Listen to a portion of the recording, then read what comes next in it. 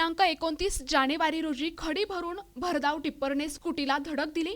यामध्ये एक तरुण जागीच ठार झाला असून तरुणी गंभीर झाल्याची दुर्दैवी घटना घडली असून टिप्पर चालक दोघांना उडवून फरार झाला असून त्याचा शोध बिडकीन पोलीस घेत आहेत। हा अपघात बिडकीन पोलीस ठाण्यासमोर घडला असून ठाण्यासमोरूनच अपघात झाल्यानंतर चालक फरार झाल्यामुळे नागरिकांमध्ये संताप व्यक्त होताना दिसून येत आहे। भरधाव टिप्परने स्कूटीला जोराची धडक देऊन झालेल्या अपघातात एका तरुणाचा जागीच मृत्यू झाला तर एक तरुणी जखमी झाल्याची घटना दिनांक 29 जानेवारी रोजी घडली आहे।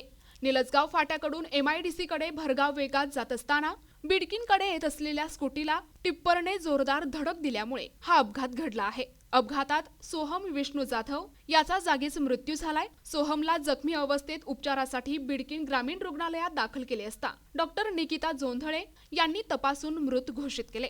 जखमी झालेली स्नेहल संदीप राठोड हिला बिडकीन ग्रामीण रुग्णालयातून प्राथमिक उपचार करून पुढील उपचारासाठी छत्रपती संभाजीनगर येथील शासकीय घाटी रुग्णालयाला रेफर करण्यात आले। घटनेची माहिती मिळताच बिडकीन पोलीस स्टेशनचे सहाय्यक पोलीस निरीक्षक निलेश शेळके, उपनिरीक्षक महेश घुगे बिडकीन घाटी रुग्णालयात दाखल झाले। यावेळी फरार टिप्पर चालकाचा शोध घेण्यासाठी टीम रवाना करण्यात आली आहे।